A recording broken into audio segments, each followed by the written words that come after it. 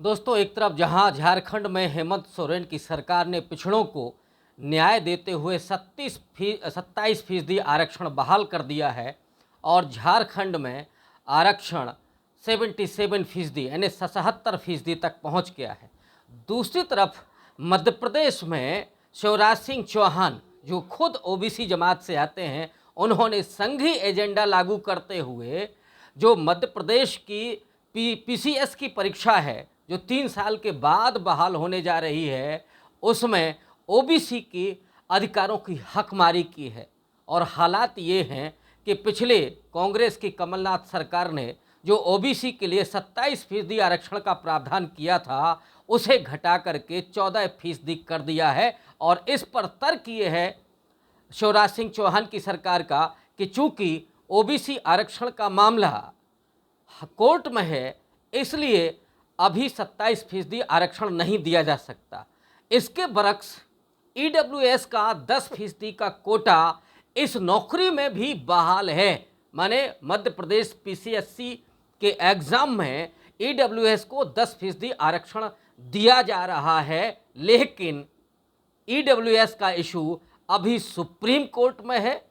उस पर इस महीने लंबी सुनवाई हुई 7 दिनों तक, और उसके बाद फैसला अभी सुरक्षित रख लिया है संविधान की पीठ ने।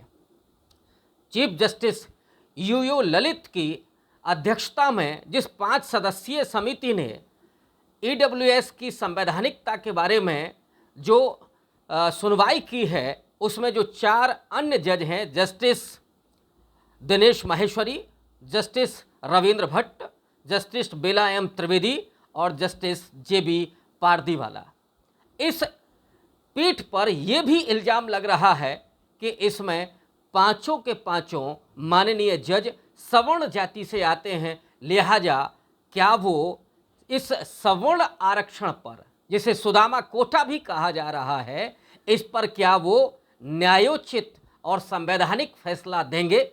ये तो खैर आने वाला वक्त ही बताएगा। लेकिन आश्चर्यजनक ये है कि जब ये मुद्दा सुप्रीम कोर्ट में है, उसके बावजूद मध्य प्रदेश में 10% ईडब्ल्यूएस को आरक्षण पीसीएस में दिया जा रहा है। उस मध्य प्रदेश में जहां पर सवर्णों की आबादी महज 7 से 8% है, लेकिन ओबीसी की 57-58% की आबादी को केवल 14% पर सीमित करके ओबीसी से आने वाले शिवराज चौहान ने अपने ही जमात के साथ, अपने ही समुदाय के साथ कितनी बड़ी गद्दारी की है। उनके अधिकारों को नेस्तनाबूद करने वाला ये उनका फैसला है। दरअसल शिवराज चौहान भले ही ओबीसी हों, लेकिन असल में वो संघी प्यादे हैं, और संघी योजना, आरएसएस की योजना में दलित और पिछड़ों के अधिकारों की हकमारी करना है, उनके आरक्षण को समाप्त कर देना है, नौकरियों और शिक्षण संस्थानों से उनको समाप्त कर देना है,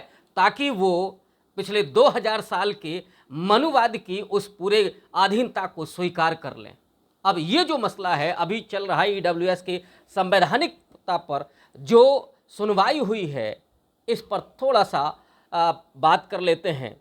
दरअसल 2019 के लोकसभा चुनाव के ठीक पहले फरवरी में 103वें अमेंडमेंट के द्वारा ईडब्ल्यूएस का कोटा बहाल किया गया।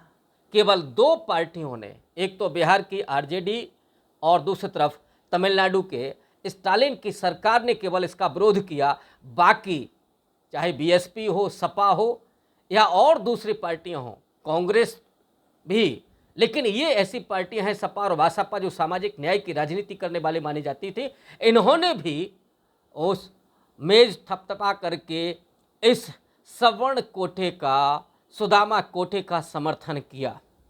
इसके खिलाफ 33 याचिकाएं लागू थीं और उन याचिकाओं पर अभी सुनवाई हुई है।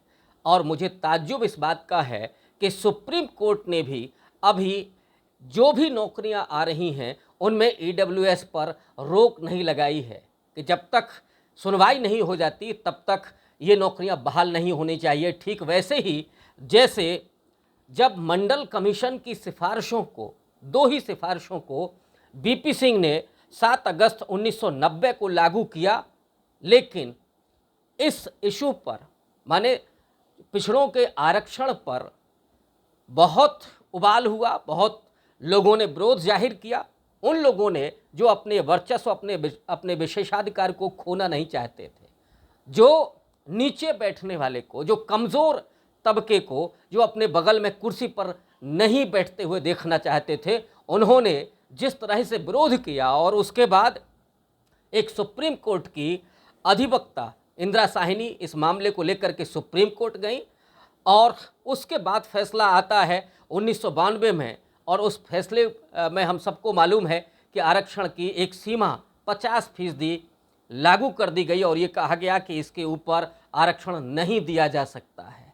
लेकिन इन 2 वर्षों के बीच में ओबीसी आरक्षण लागू नहीं था क्योंकि सुप्रीम कोर्ट ने उस समय रोक लगा रखी थी।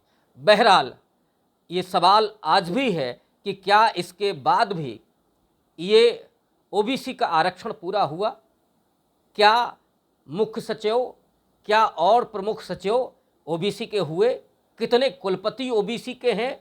और केंद्रीय विश्वविद्यालयों से लेकर के राज्य विश्वविद्यालयों तक कितने प्रोफेसर्स ओबीसी के हैं? दरअसल प्रथम क्लास और द्वितीय क्लास की नौकरियों में आरक्षण का कोटा अब तक पूरा नहीं हुआ है और बात होने लगी है आरक्षण को खत्म करने की या आरक्षण की समीक्षा की। मैं आरक्षण की समीक्षा का पुरजोर विरोध करता हूं, लेकिन जो समीक्षा होनी चाहिए वो होनी चाहिए कि आरक्षण कैसे लागू हुआ और आरक्षण अभी तक पूरा क्यों नहीं हुआ, इसकी समीक्षा होनी चाहिए कि अभी तक क्यों विश्वविद्यालयों से लेकर के आईएएस के पोस्ट तक क्यों ओबीसी का या एससी एसटी का आरक्षण पूरा नहीं किया गया। क्या बैकलॉग इस पर आएगी? क्या ये बैकलॉग की भर्तियां होंगी? ये नहीं हो रहा है। और एक और बड़ा सवाल, बाबा साहब ने संविधान सभा में जिस वक्त वो आरक्षण को लेकर के मुखर थे, जयपाल सिंह मुंडा हों या और भी तमाम लोग जो दलित और पिछड़ों और आदिवासियों के आरक्षण की बात कर रहे थे, उस आरक्षण में बाबा साहब ने तो खेलों में आरक्षण, ठेकों में आरक्षण की भी बात की थी, लेकिन वो आरक्षण लागू हुआ क्या? समीक्षा इसकी होनी चाहिए। और आज की तारीख में समीक्षा इसकी भी होनी चाहिए कि निजी क्षेत्रों में आरक्षण क्यों नहीं दिया जा सकता है, क्यों नहीं दिया जाना चाहिए। और इसीलिए ये बहुत महत्वपूर्ण सवाल हो जाता है कि ईडब्ल्यूएस को जब मामला सुप्रीम कोर्ट में है तो उस पर भर्तियां क्यों हो रही हैं, क्यों उन भर्तियों पर रोक नहीं लगाई जा रही है। और दूसरा, मध्य प्रदेश में 27% ओबीसी का आरक्षण क्यों नहीं हो रहा है? संघी एजेंडे पर वो मामा कहे जाने वाला कंस शिवराज चौहान अपने ही लोगों की हकमारी करते हुए इस देश को हिंदुत्व की धारा में जिस तरह से वो लेकर के जा रहे हैं, उसमें दलित और पिछड़ों को सिर्फ गुलामी के अलावा और कुछ मिलने वाला नहीं है। इसलिए इस पूरे मनुवाद के खिलाफ, इस पूरे सवर्णवाद के खिलाफ एकजुट होकर के संविधान को स्थापित करने के लिए और दलित, पिछड़े, आदिवासी, पसमानदा उनके अधिकारों की रक्षा के लिए एकजुट होकर के न सिर्फ हमें आंदोलन करने की ज़रूरत है, बल्कि राजनीतिक जो दल हैं तमाम, उनको भी ये मजबूर करने की ज़रूरत है कि वो इस एजेंडे पर बात करें। आज के लिए बस इतना ही। बहुत बहुत शुक्रिया।